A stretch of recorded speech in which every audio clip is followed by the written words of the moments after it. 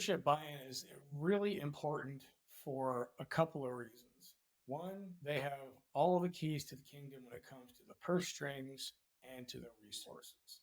They're the ones that decide who goes where and why. And at no fault of their own, right? What do? They take the information somebody gives them, they look it over, say, hey, this looks like it's going to make some money or save us some money or optimize our future for better growth so that when we expand, we have the resources we need to expand without adding a ton. We're going to lower our cost per unit produced for whatever reason.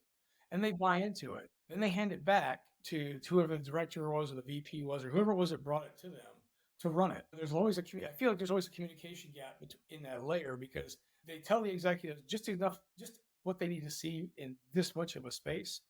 And then they don't say, look, it's this much. It's kind of like that fish ping, right? We say, oh, I caught a fish. It was this big. And you forgot to see the guy over here going like this. He's accentuating how big the fish is.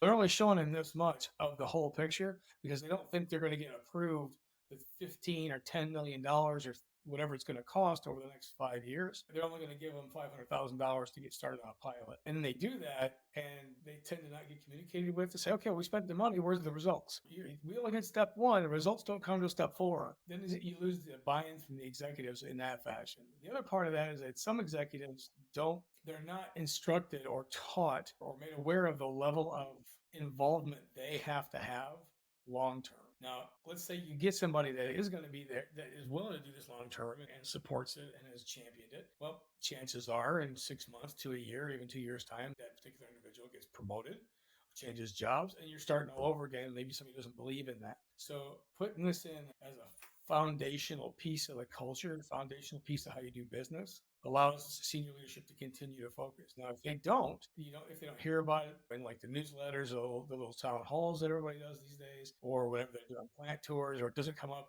in the boardroom, doesn't come up when they talk to their next level leaders, and it's not communicated in a structured manner all the way through, you're going to lose momentum. And when you lose momentum, you lose energy, you lose excitement, and then it starts to become the flavor of the day. Because there are people that want to do it, people thought it was a great idea, and then the funding got cut or they got reassigned to a different project that was the new shiny object at that moment.